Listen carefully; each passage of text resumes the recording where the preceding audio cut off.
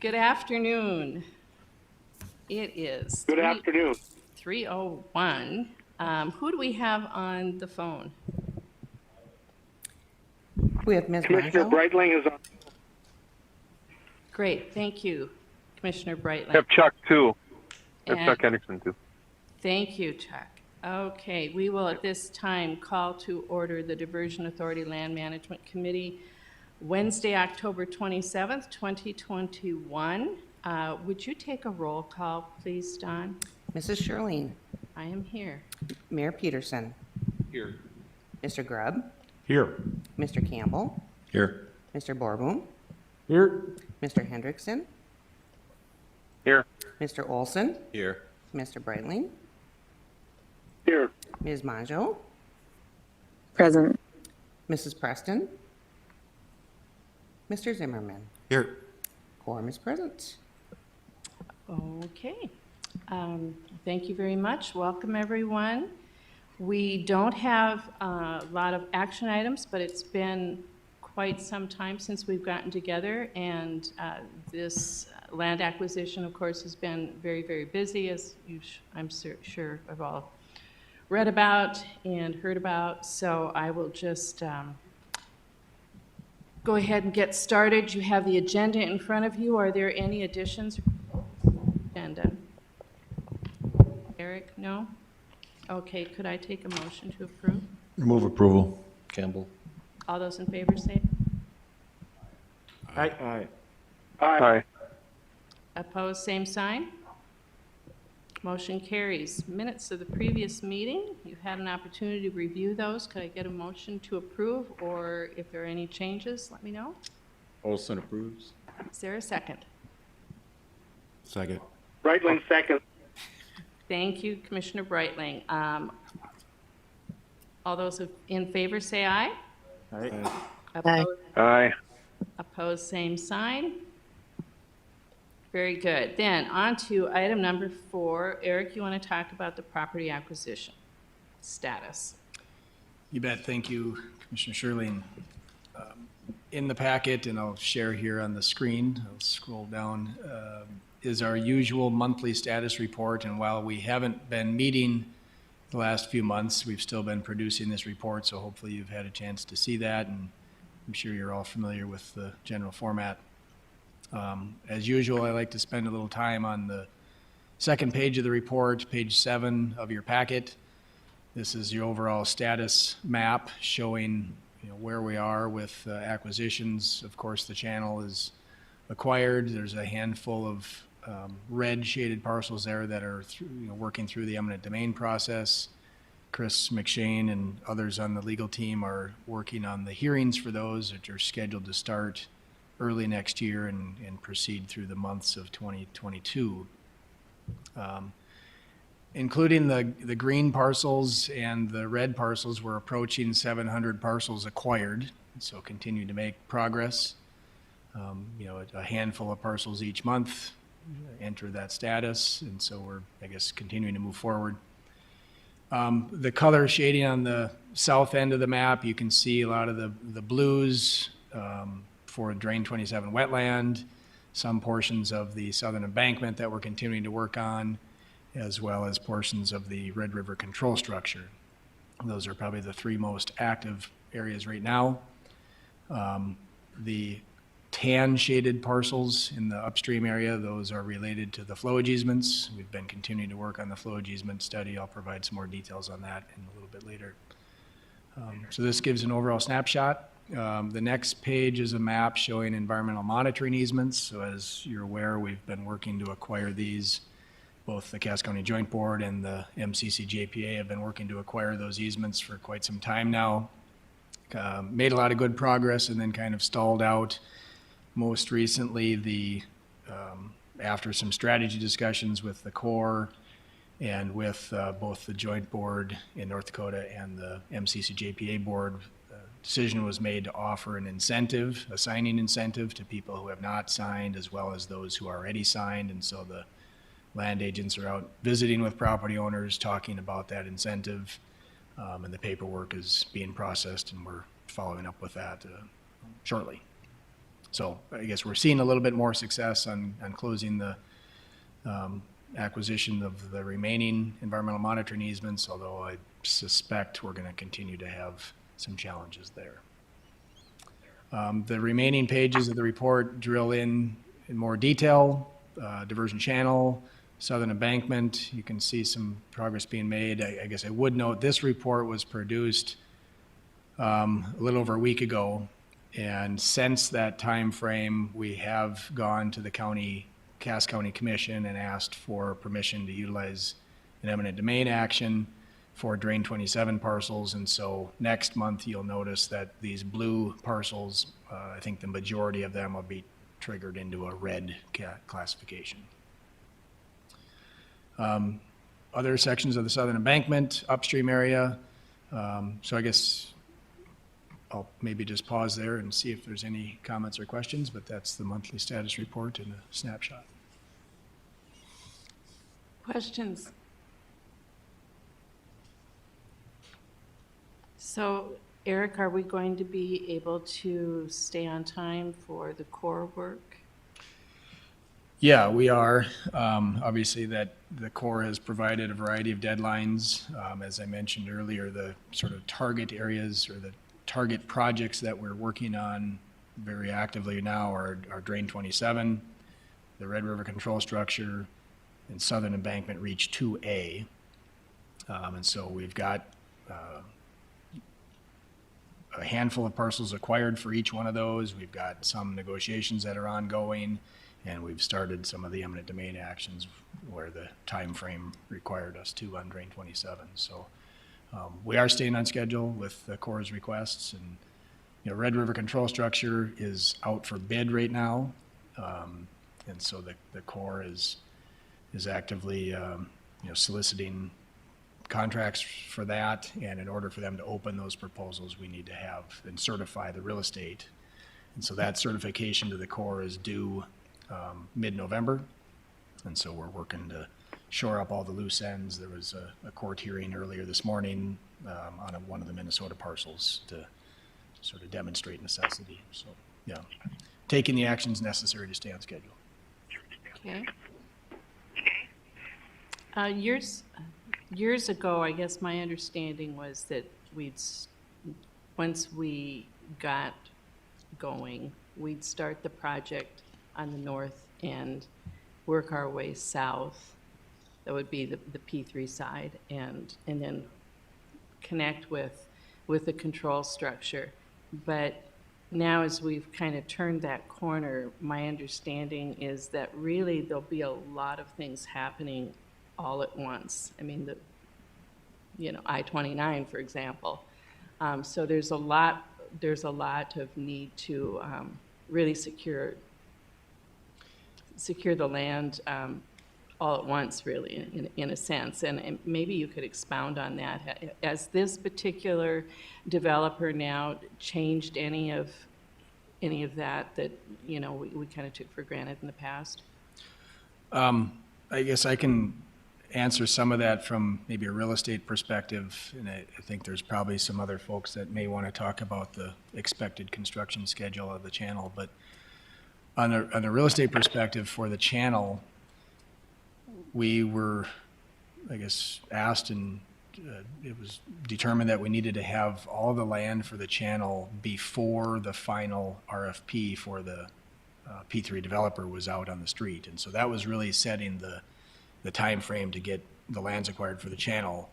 And as I understand it, the feedback through the RFP process from the developers was having all of the land in hand provided them a bunch of certainty as they were putting together their bids. If we were to only have a portion of the land available when they were putting their bid forward, that would have increased their risk exposure of where they were able to work, and so that would have jacked up their prices. And so from that standpoint, we were directed to get all the land for the channel prior to the RFP issue, and so that's been done.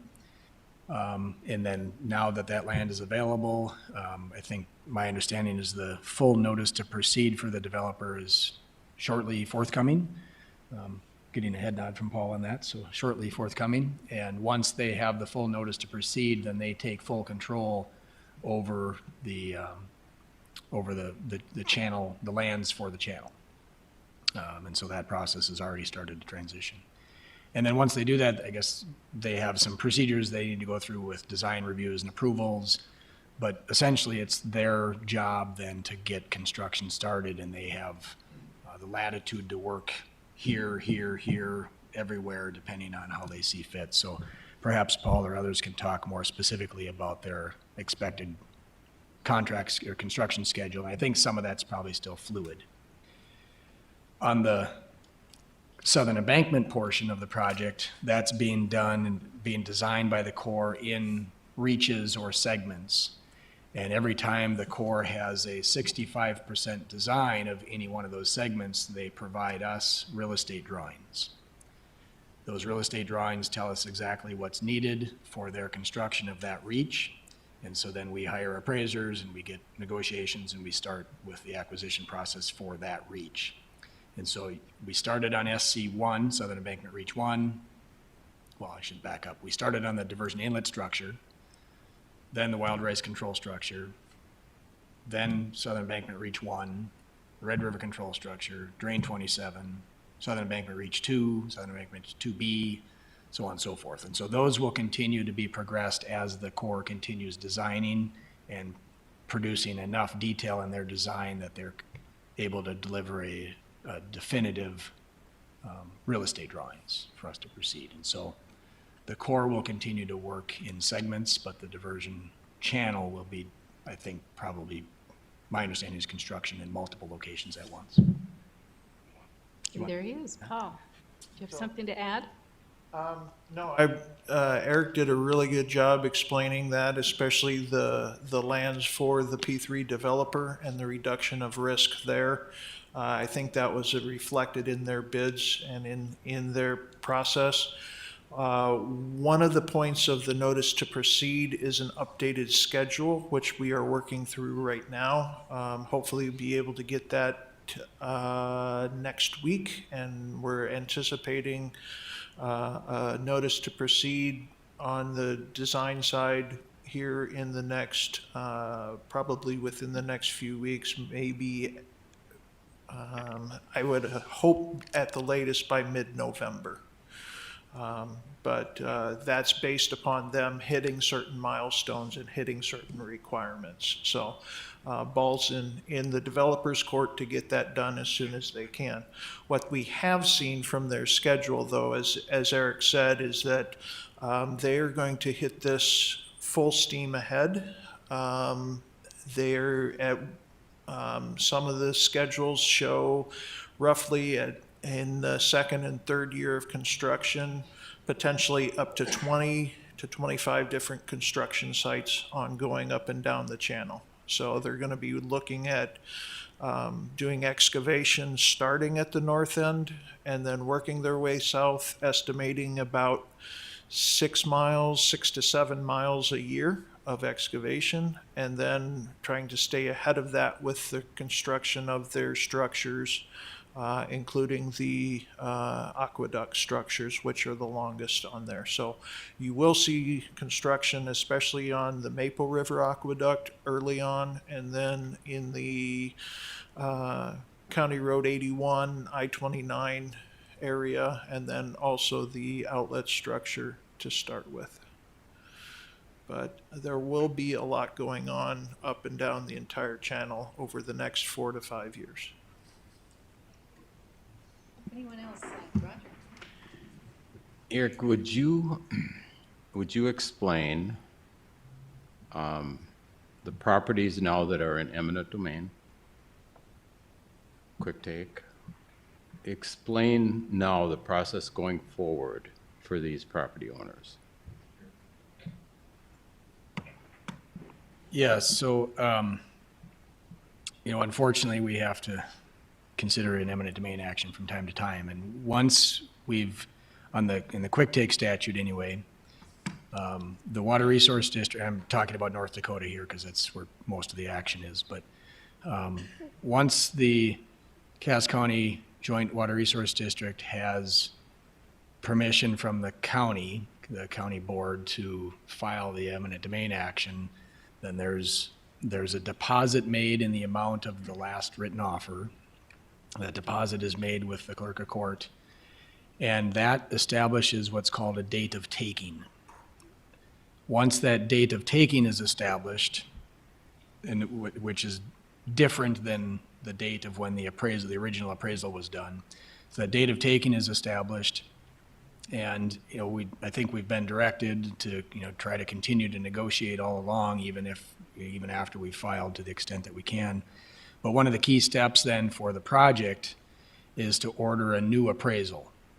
So again, and because it's called a quick take, but it really takes almost a year from the time we start to the time we're able to deposit those funds. And so, a lot can happen in a year, and down in this Horace area, we've seen that as well.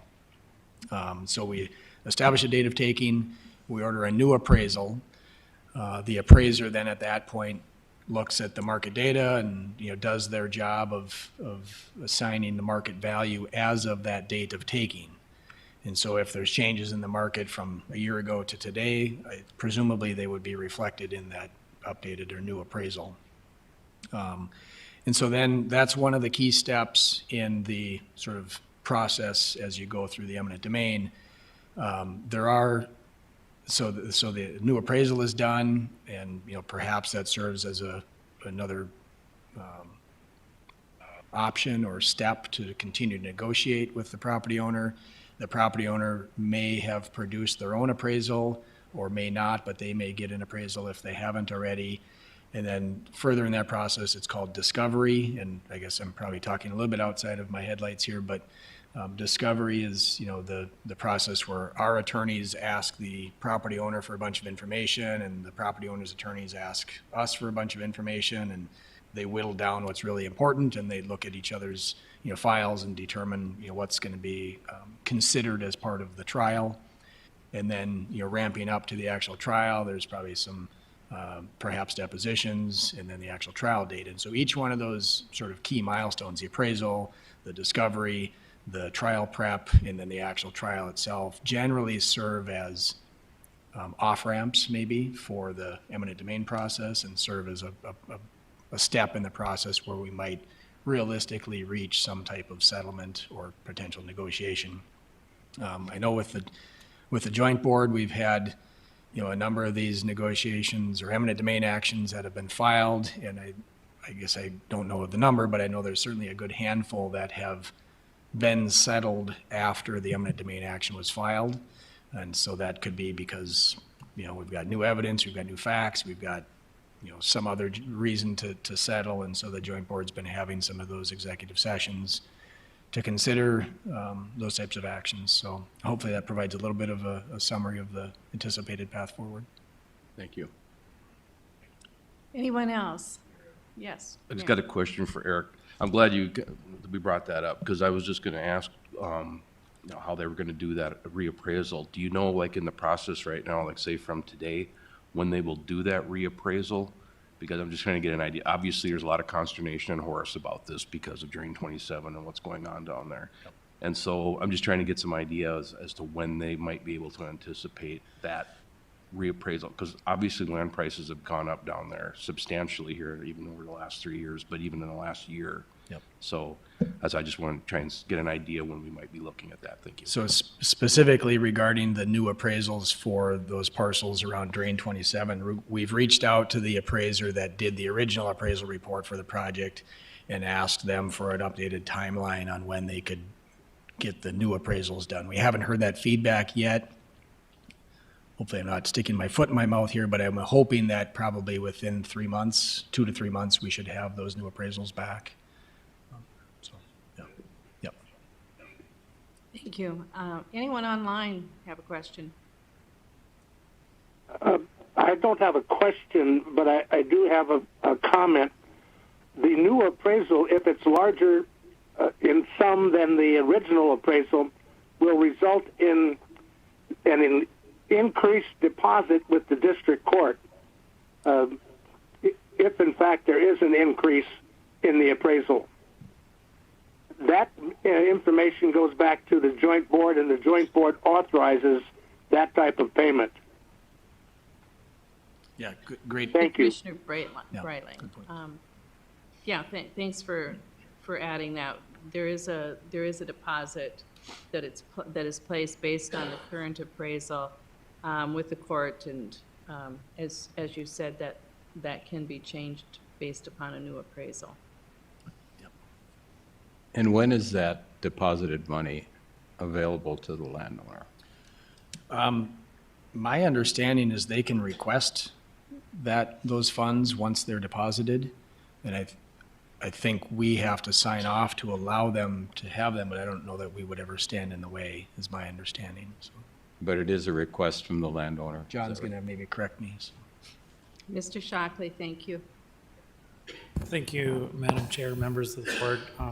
It's been a while since I've litigated in court, but typically the deposit is usually available to the landowner about 24 hours after the deposit because the clerk of court takes a little time to process it. The landowner, they just have to prove to the clerk of court that they're the proper party and everything, and then they're permitted to withdraw it right away. Great, thank you. Anyone else? Okay, thank you, Eric, for item number 4. Now let's go on to item number 5. Yeah, item number 5 here, I know we haven't met in a few months, and so I thought it would be prudent to maybe just provide the group with an update on a variety of the key items that we've been working on. So no action needed here, but certainly happy to answer any questions if you have any, or take some direction if you have that as well. The PRAM, as we know it, and maybe you've heard the term PRAM, it's the Property Rights Acquisition and Mitigation Plan. So big book, you've probably seen us talk about that in the past. Version 4 is still the basis for the DNR's permit. Version 5 has been approved by the North Dakota Office of State Engineer, which is now the Department of Water Resources. But both version 4 and version 5 are a bit outdated in that they don't reflect the final permit conditions from either state agency and some of the knowledge we learned through the contested case hearing. And so we've been working on updating the PRAM to version 6. And now that we're through, I should mention the settlement agreement as well. Now that we're through the permitting, or at least the bulk of the permitting, the contested case hearing, and the settlement agreement, we feel like the mitigation plan is pretty well established. And so we're working on a process to produce version 6, which will also be sort of reorganized to have a sort of a more traditional report flow to it, so it flows from beginning to end and is a little bit more time tested, where in the past the mitigation plan was kind of a cobbled together plan with a bunch of individual pieces and parts. The content of the version 6 will largely remain the same, but the format of it will be updated so that it flows a little bit easier, and the permit agencies and all of us are, sort of easier reading document, I guess, is part of the goal.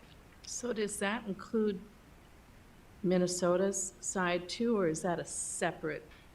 The PRAM addresses both North Dakota and Minnesota. There are some subsections that specifically address Minnesota and some subsections that specifically address North Dakota, but it's intended to be sort of one comprehensive document with those individual parts to it. And so that's been a big effort. We just had some review meetings, staff level review meetings earlier this week, and we have another one scheduled for Friday, and looking forward to getting that version 6 in a form that we're comfortable sharing it with the state agencies and of course the committee here.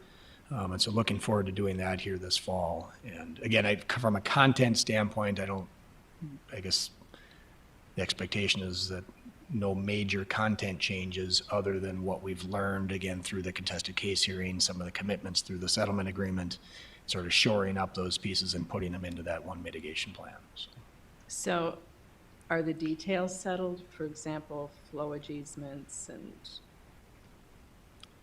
the finer points on it? Yeah, there are certainly details that are, like the flowage easement study, the valuation, the sample flowage easement. A lot of that information has been established and will be included and/or referenced in this mitigation plan. And so we're, been working on the flowage easements, of course, to get that moved along. That's maybe the second point I would talk about here. But yeah, so I think we are further along. There are other parts of this mitigation plan that reference, for example, post-operation. So after the project may operate, we know that there's going to be some debris scattered here or there, or I guess maybe we don't know that, but we anticipate there may be debris scattered some places, and we've committed through the mitigation plan and then committed through the settlement agreement to help clean up that debris. And the exact details of how that actually gets implemented is something that's not fully defined yet. So that's still, we have some work still to do on those things, but the mitigation plan does sort of reaffirm those commitments and shares our intent to comply with those requirements, whether they're permit requirements or settlement agreement requirements. Great. Anyone have any questions on the PRAM? Anyone online? Then let's talk about the flowage easement valuations. That's the next big thing. And we don't need, correct me if I'm wrong, we don't need to get those secured real fast, but we need to get them secured before we need to use it. Right. So just a bit of lead up here. So Crown Appraisals was originally hired back in 2018 to do what we called a phase one study, which was more of a desktop market analysis to see if there was market data available. They've concluded there is market data available. They gave a nice presentation to the committee back in 2018. And then we had them update that phase one study into what we called phase 1B in 2020. And then earlier this year, we authorized them to start on phase two, which was basically building on the background information in phase one and 1B and applying those findings to the specific properties that are impacted by our project. And so they've been continuing to work on that appraisal assignment. They're focusing on the tillable land right now in phase two. So there'll likely be a phase three for non-tillable lands, but the 500 plus parcels that are tillable are the focus of phase two. Crown is expected to be done with those valuations by the end of the year. And, our team, I guess, with the review appraisal and then those actual appraisal reports will be shared with the joint board and the MCC-JPA board for review and approval. And then offers will go out early next year. We are working towards scheduling some probably, I guess the details of this are forthcoming, but looking to have some type of maybe like a week-long open house where we would have people, land agents, experts available for a set time and place for a period of time where property owners would have their offer letter, their appraisal, and they could come in and visit and maybe get some more information. So we know that there's a lot of questions out there about what a flowage easement is. So the appraisal team has been out meeting with property owners, having all sorts of conversations with those property owners, trying to share information, gather information about existing conditions and whatnot. Looking forward to having that done late this year, and those offers started. We do need to acquire the flowage easements before the project operates, but our goal is to have them acquired before the last piece of construction on either state starts. And so the goal is to have them essentially acquired by the beginning of 2025. There'll be some construction that continues to occur after that time frame, but the goal would be to have them acquired by early 25. Has there been communication with landowners on how phase one was assembled and how it was determined, the process, and because it was very extensive, and I believe NDSU was involved in that as well, and Crown Appraisals, and Right. they went across the country to look at other projects. Yeah, there's a dedicated portion of the project website that deals specifically with flowage easements.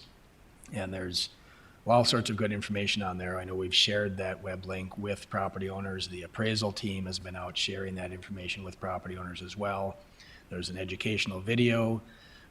There's the sample flowage easement. There's videos of the Phase 1 and Phase 1B presentations, copies of those reports. And so we've made that all, very much available. I suspect some property owners have dug in and read every word, and others probably haven't bothered touching it at all. And so I suspect we have kind of a wide spectrum there, but certainly made I think a pretty good attempt to share as much of that information as we can. So this question maybe would be better go to Roger. This is a public outreach thing, and, are you folks talking about how this information gets out ahead so it can make everybody's life go a little smoother, including landowners, and, and having them have an understanding of really what happened? Because I appreciate everything that's on that website, but man, when I've gone there to try to find something specific, I just throw up my hands and call Jason Benson or Joel or you or somebody. And, I just think for the average person, there's just so much information. It's difficult. So I don't know. Yeah, I think working with Crown Appraisals and Eric and his team to put together some public meetings for information will be supported. I think that'd be a great way I think that would be really good. because that one-on-one means a lot, and where you can ask questions and get it hopefully answered. I might just jump ahead briefly on our agenda to two separate items. 5E is Lands Director, and Joel may want to talk a little bit about this as well, but hopefully you're all aware, Lands Director is starting on Monday, and of course, one of the things we're going to ask her to solve for us is helping with the outreach strategy and strategy for offerings on flowage easements, among other things. And so we're working on some onboarding materials, and I guess I certainly have identified what are the sort of key challenges that we're facing either now or anticipate facing shortly. And I think having the Lands Director on board will be really important as we advance those issues. So. Yeah, thanks, Eric. I'll just make a little note too. So Miss Jodie Smith will be starting on Monday. So Eric and I have been working diligently to come up with an orientation schedule for her, including face-to-face meetings with all of you. And so we'll get those kind of scheduled within the next month. Obviously, given the size of this lands program, it's a lot to take in for somebody new coming from the outside. So our goal is to get her up to speed as quick as possible. And one of the intents of that position was to harness my office with engineering director and communications director and bring all those folks together to tackle items like landowner communication and things that have kind of been siloed somewhat within the program for quite some time, and kind of integrate all those things together. So I'm not expressing that things will change tomorrow, but I think we have a plan in place to address some of those issues and put a process in place to correct them or make them better. And so we are looking forward to Jodie starting. Just another note, Commissioner Sherling, we at the public outreach meeting, we previewed some of the changes to the website. And so that you're absolutely right. Right now, it's a large database of information, not as easy to navigate and find the things that you want. But I think some of the changes that we're showing today, we're making some progress, and we'll clean up that website and make it easier to find. There is information about flowage easements on the website right now, and it is in the newer format, so it's a little bit easier to digest and take that in. But yeah, we're certainly working on the issue for sure. Thank you. Anyone else have any questions about flowage easement?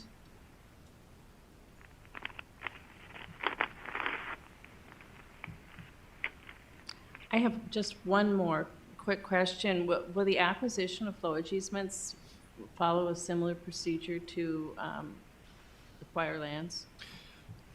Yes and no.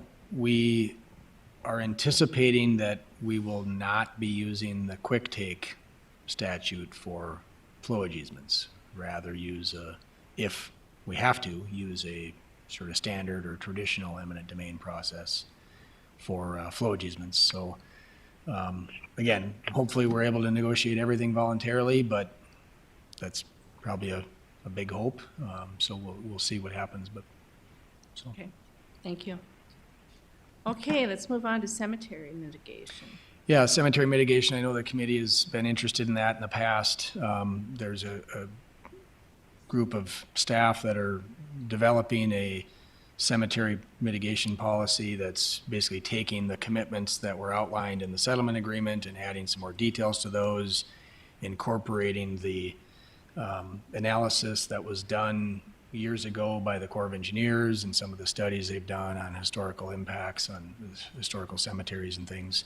And so there's 6 cemeteries that now have varying degrees of impact from the project, and then 2 other cemeteries that have viewshed impacts. So basically they're close enough to where construction is going to occur that you need to, from a historical perspective, need to consider, or from a cultural perspective, need to consider those impacts as well.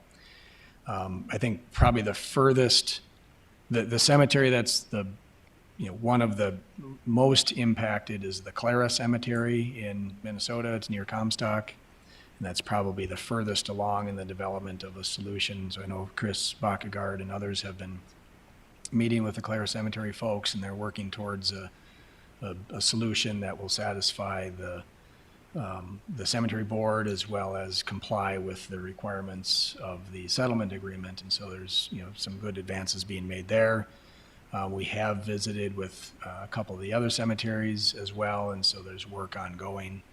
And so I guess maybe I'd pause there. I don't know if, Chris, if you have any more details you wanted to share, but I guess just at a minimum wanted to let the group know that we are making some progress in that regard. So.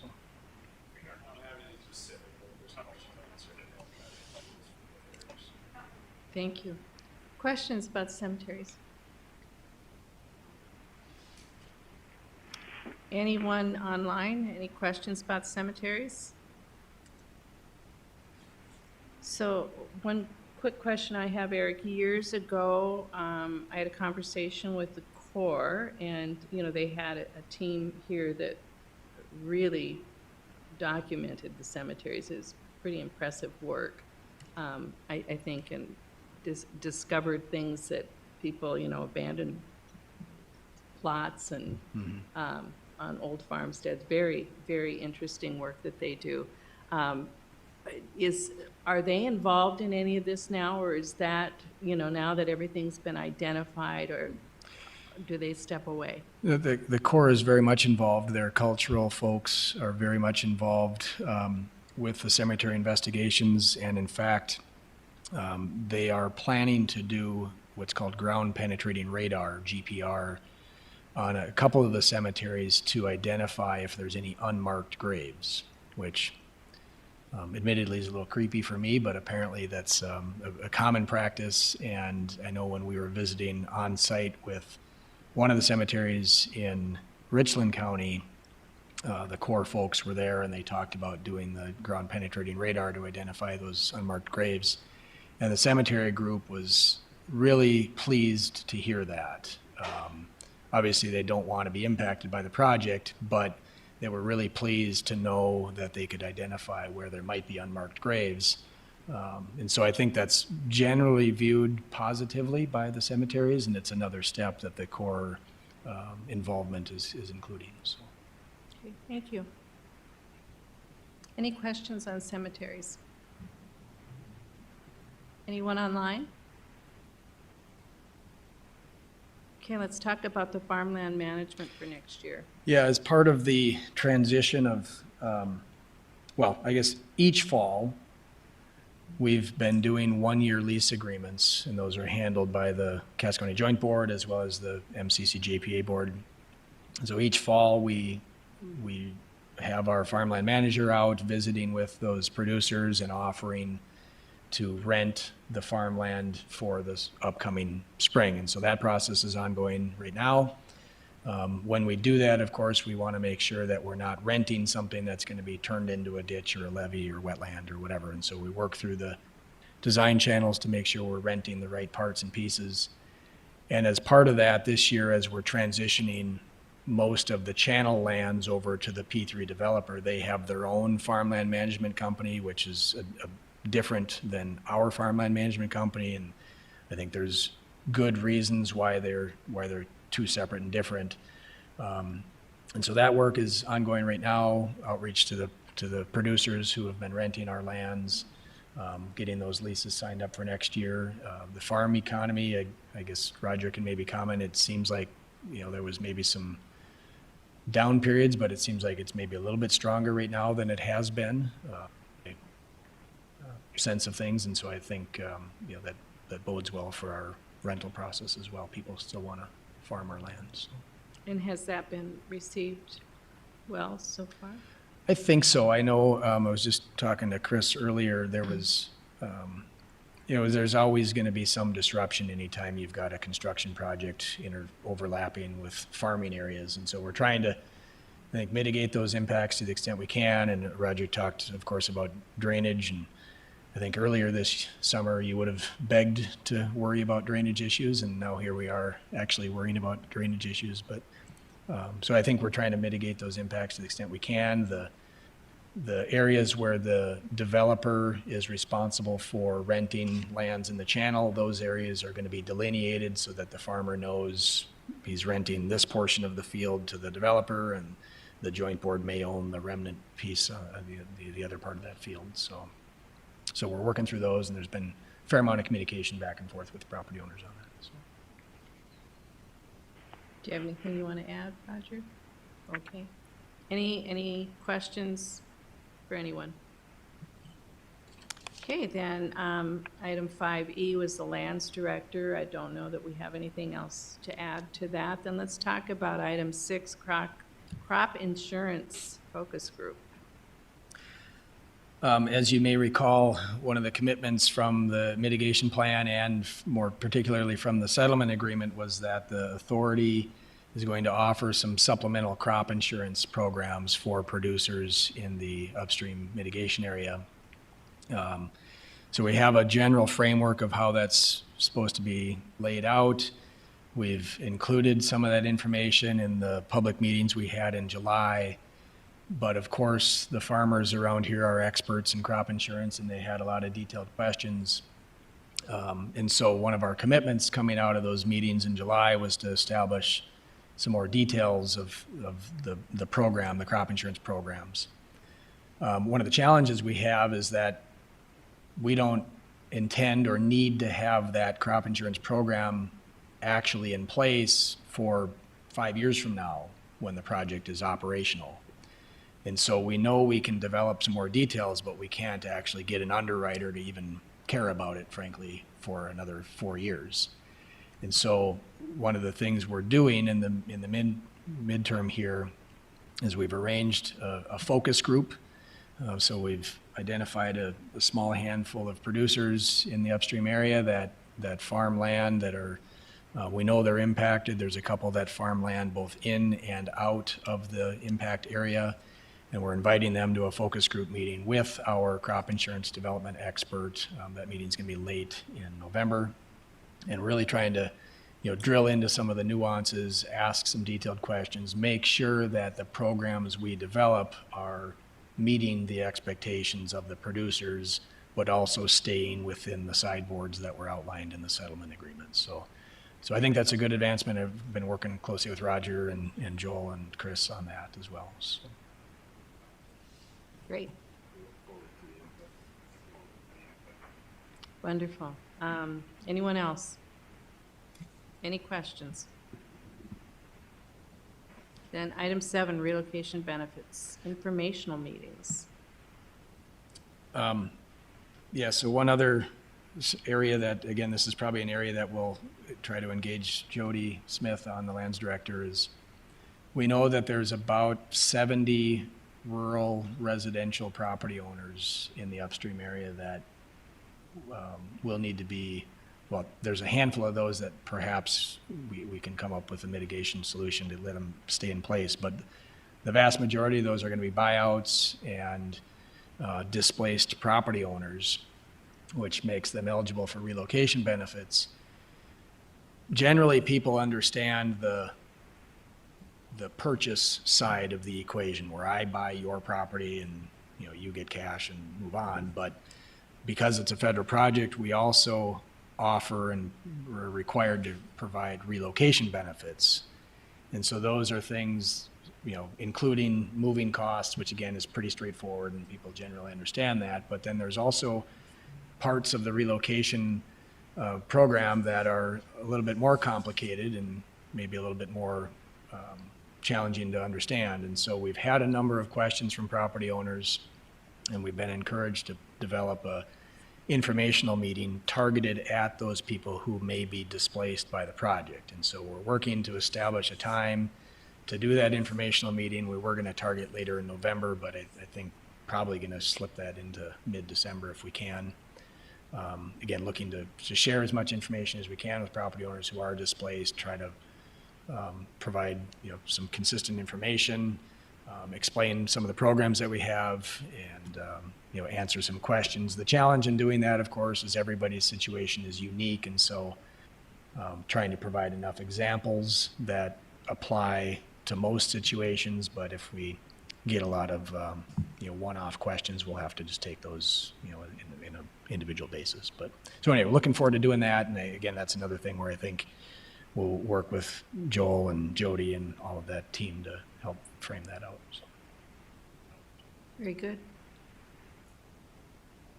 Any questions? Then Roger, you want to give us an update from the Cass County Joint Board? Sure, quickly. At our last meeting, we had land agent reports, and they reported on their activities and the difficulty in negotiating sell to horse because of land values and the difference in appraisal versus counteroffers. But they continue to work through those. And also we approved, I believe it was about 5 RHDP residential housing differential payments to landowners that are being displaced. And also looked at updating appraisals. Like I talked, there was some of these appraisals have gone a year or even a year and a half. So we know there's been a lot of activity out there and a lot of things that have affected the land values. So we actually looked at updating one of the properties, updating the appraisal, but we're encouraged to wait until the Corps gave us exactly what we needed. So the what do you call that, Eric? The probably the work limits or the the work limits, so that the appraisal would reflect the land that we're actually looking for. So I think we delayed that until December on one of those, and then we had a couple of property owners that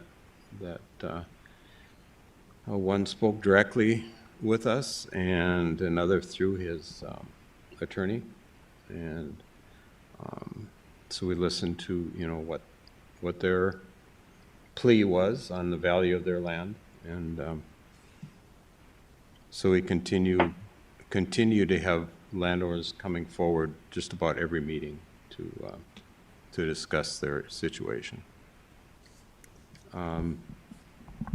That would be about it. So we're actually looking forward to the flowage easement study so that we can, start putting that together. And I know the land agents are definitely looking forward to that, to see, where we go. And also the environmental easement That's been a problem, and I think the biggest thing is price, and how long people are asked to give up this right for this environmental easement. So I think that we'll continue to work with landowners and the land agents to arrive at something that works. So these are important to the project. We can't just say, hey, we don't need that. I think the Corps has required us to get these, so we'll continue to negotiate and hopefully meet the landowners' expectations. Thank you. Thank you. Any questions for Roger? Then Kevin, you want to talk about the Minnesota side? Sure. Thank you. We have been doing the same thing. We've been working with our appraisers on different land appraisals and relocation appraisals, as well as housing differential payment appraisals. We have authorized those, and of course that is the first step in moving forward with negotiations with landowners. Our focus recently has been on the 2 remaining properties that are needed for the Red River control structure. And there were 4 of them that were needed. 2 had been previously resolved. The 3rd one, we did hold a special meeting of our MCC JPA last week, Eric? Last week? Yeah. And we did agree to a negotiated settlement on the 3rd property. And the 4th one, going a little bit into some of the legal requirements involved with eminent domain. On the 4th one, our county board Tuesday morning authorized the deposit of payment on the value for the 4th property, and that I believe is being deposited tomorrow morning, and then it was go before the court on Friday. And it was our assumption then that we will have access to our legal needs for that property. And that property owner is not disputing the taking, they're disputing the valuation, or the appraised value. And so we will continue to work on that. Our requirement was to deposit the appraised value with the court, and so that's being done. So hopefully the 4th property that we need on the Minnesota side for the Red River control structure will be done Friday. So and I don't know, Eric, do you have any more on that? That's right. Is that considered quick take? Yes, it's a different process in Minnesota than the recently changed one in North Dakota. It's actually much quicker in Minnesota to do that. So, which is surprising for Minnesota, if I might put in my little personal. Indeed. Anyone have any questions for Commissioner Campbell? All right. Commissioner Shirley, I might add. Commissioner Maggio? Yes, thank you. The MCC JPA page on the Clay County website has been revamped to make it accessible and easier to navigate for the public. So for anyone watching, we did do that, and also linked it to the Diversion page and the Buffalo Red Watershed page. Excellent. Thank you for that update. Anyone else? Okay, then item number 10 is MetroCog. I don't know that we have anyone here from MetroCog, but it's a placeholder for future meetings. And then you have the update that we'll use tomorrow for the regular DA board. Is there any other business? Any other business from anyone online? If not, I would entertain a motion to adjourn. Thank you, Mayor. Is there a second? Second. Thank you. All in favor, say aye. Aye. We are adjourned. Aye.